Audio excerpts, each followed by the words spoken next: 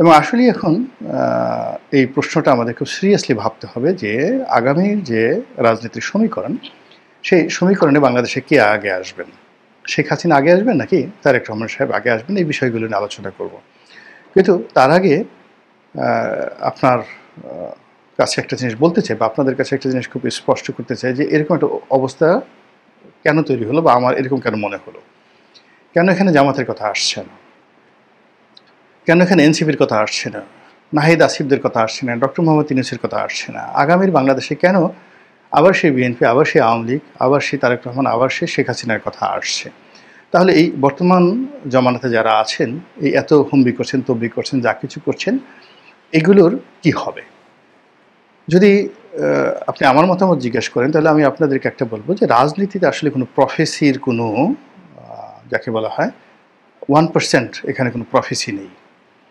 আমরা যেটা বলি যে অলৌকিকভাবে এখানে হয়, অমুক ঘরে রাজার জন্ম নেয়, তারপরে শেষে সে আতুর ঘরে বেড়ে ওঠে, গোয়ালে বেড়ে ওঠে, তারপরে রাজ সিংহাসনের টানে আস্তে আস্তে চলে আসে, এগুলো গল্প বানানো হয় রাজাকে মহিমান্বিত করার জন্যে, অথবা পরবর্তী প্রজন্মকে রাজনীতির ব্যাপারে বিমুখ করে পরিবারতন্ত্রকে এবং বংশতন্ত্রকে যাকে বলে প্রাধান্য দেওয়ার জন্য এই ধরনের গল্প তৈরি হয় যে রাজার ছেলেকে আসলে রাজা হতে হবে।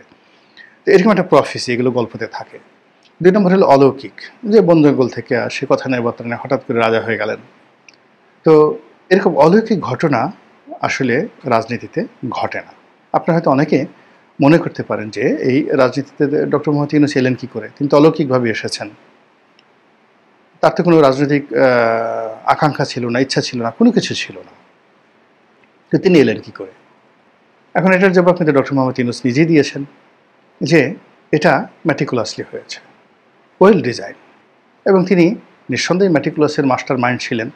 তো তিনি যখন মাহফুজকে বলছিলেন যে এই আন্দোলনের মাস্টার মাইন্ড, মাহফুজ যদি যখন মুখ ফসকে বলে ফেলতেন যে উস্তাদ, মানে স্যার, শিক্ষক, উস্তাদ, আসল মাস্টার মাইন্ড তো আমি নই, আসল মাস্টার মাইন্ড আপনি, জামাতের আমির, তারাই হলেন আসল মাস্টার মাইন্ড, এবং আপনারা দীর্ঘদিন যাবত এই কাজটি করে ফেলছেন। তখন কিন্তু একটা ঐতিহাসিক দলিল তৈরি হয়ে যেত। কিন্তু মাহফুজ বয়স অল্প, তারুণ্যের জোয়ার আছে, কিন্তু ওই সময়টাতে বিনয় নিয়ে তিনি এই জিনিসগুলো গ্রহণ করেছেন। কিন্তু তিনি যদি আসল কথাটা বলে দিতেন তাহলে এই যে ইতিহাস নতুনভাবে রচিত হতো। তো যেটা বলছিলাম যে রাজনীতিতে আসলে বিজ্ঞান এবং অঙ্কের বাইরে কোনো কিছু হয় না। এখন যা কিছু ঘটছে, আপনি এই সময়ের যে সফলতা, এই সময়ের যে ব্যর্থতা, এই সময়ে মানুষের যে ক্ষোভ, হতাশ, এবং এই সময় মানুষের যে আহাজারি, সব কিছুকে আপনাকে একত্র করতে হবে, যোগ দিতে হবে, বিয়োগ দিতে হবে। বিয়োগ দিয়ে সমান সমান আপনি বলতে পারবেন সরকার সফল কি ব্যর্থ। যদি দেখেন সফল, তাহলে বিএনপি আওয়ামী লীগের নাম থাকবে না। আর যদি দেখেন ব্যর্থ, তাহলে বিএনপি এবং আওয়ামী লীগ চলে আসবে। এখন বাস্তবতা চিন্তা করুন যে ডক্টর মোহাম্মদ ইউনূসকে নিয়ে, জামাতের আমিরকে নিয়ে, জামাত ইসলামকে নিয়ে, শিবিরকে নিয়ে, এনসিপিকে নিয়ে, এনসিপির নেতাদেরকে নিয়ে সাধারণ আমজনতা যে সকল কথাবার্তা বলছে, এটা আজ থেকে ৬ মাস আগে আমরা কল্পনাই করতে পারতাম না। গত ১ মাস ধরে সেই এনসিপির নেতাদের সঙ্গে শিবিরের নেতাদের যে বাকবিতণ্ডা চলছে, এখানে জামাতের সঙ্গে বিএনপির যে বাকবিতণ্ডা চলছে, এটা আমরা ১ মাস আগে কল্পনা করতে পারতাম না। এমনকি ডক্টর মোহাম্মদ ইউনূসের কর্তা ব্যক্তিরা যেভাবে একটা ১-১১-র কথা বলা হচ্ছে, যেভাবে সেনাবাহিনীর সঙ্গে তাদের দূরত্বের কথা আমরা শুনতে পাচ্ছি, যেভাবে বঙ্গভবন এই সময়টিতে এসে আগস্ট মাসের ৫ তারিখকে উপলক্ষ করে সরকারের সঙ্গে কমপ্লাই করছে এবং সরকারের পক্ষে বক্তব্য দিচ্ছে, মানে রাষ্ট্রপতি শাহাবুদ্দিনের চুপ্পু, যার পেছনে আওয়ামী লীগের আশীর্বাদ ছিল, এখন আছে কিনা বলতে পারবো না, এবং যার পিছনে সেনাবাহিনীর সমর্থন আছে, এই সময়টিতে হঠাৎ করে এই চিপ্পু সাহেবের কথাটা বলার দরকার ছিল না। তো যখনই দেখবেন যে আননেসেসারি কোনো কথা কেউ বলে, তখনই মনে করবেন যে এখানে ঝামেলা আছে, সমস্যা আছে। তো চিপ্পু সাহেব তো এই কথাটা অনেক আগে বলতে পারতেন, কিন্তু এই কথাটা এখন তিনি কেন বললেন? আর এটা তো তাকে এখন এক্সপেক্ট করে না কেউ।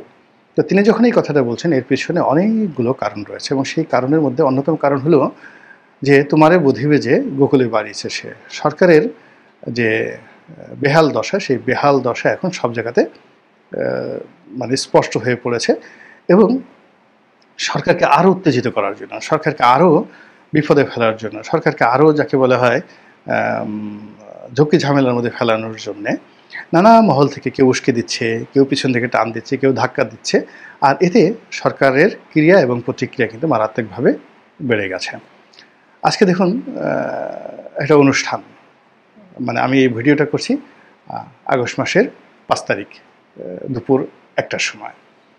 তো আজকে আবহাওয়াটা ভালো না, এবং এই আবহাওয়াটার যে ফোরকাস্ট, সেই ফোরকাস্টটা কিন্তু সরকারের জানা উচিত ছিল, এবং তারা ওপেন এয়ারে আজকে ঢাকাতে যে অনুষ্ঠানটি করতে চাচ্ছে সেই অনুষ্ঠানটি করতে যাচ্ছে। আমি যেখানে আছি এখানে মুষলধারে বৃষ্টি হচ্ছে, এই মুহূর্তে যে ভিডিওটা করছে আপনারা বৃষ্টির শব্দ শুনতে পাচ্ছেন কিনা, প্রচণ্ড বৃষ্টি হচ্ছে।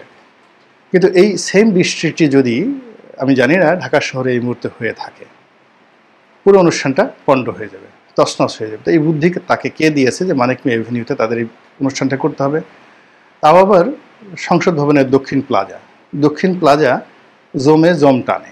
দক্ষিণ প্লাজাটা মূলত ঐতিহাসিকভাবে জানাজা ক্ষেত্র।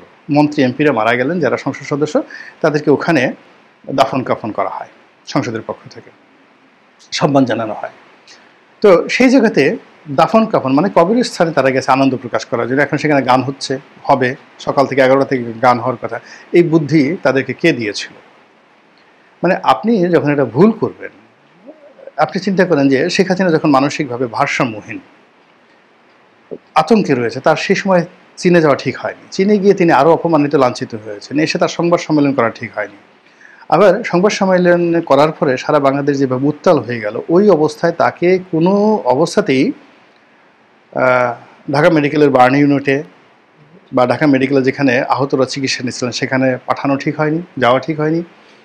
এবং তিনি যেভাবে মেট্রো রেল ধরে যেভাবে কেঁদেছেন, এবং ওই সময়টাতে যে সকল তিনি যাকে বলা হয় বৈঠক করেছেন, এই জিনিসগুলো আওয়ামী লীগের গলার কাটা হয়ে গেছে।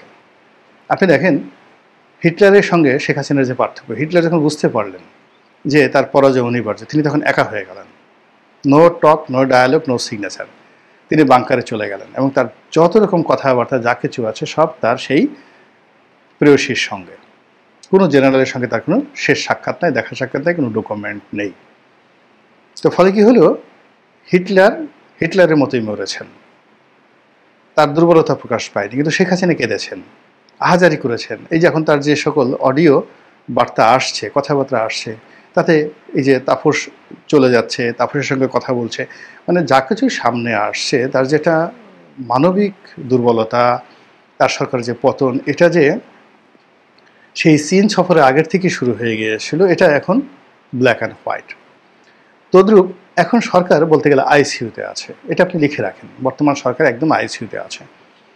এই সময়টাতে যত বেশি ঐক্যমত্য কমিশনের বৈঠক হবে, সেখানে হাতাহাতি, মারামারি, কাটাকাটি, গণ্ডগোল হবে, এবং যাকে বলা হয় বিশ্রী একটা অবস্থা তৈরি হবে। They should stop it. এখন ডক্টর মোহাম্মদ ইউনূস যত বেশি মুভ করবেন, যত বেশি কথা বলবেন, যত বেশি অভিনয় করার চেষ্টা করবেন, যত বেশি শক্তিশালী হওয়ার চেষ্টা করবেন, এমনকি রিল্যাক্স হওয়ার চেষ্টা করবেন, তত বেশি বিপদে পড়বেন।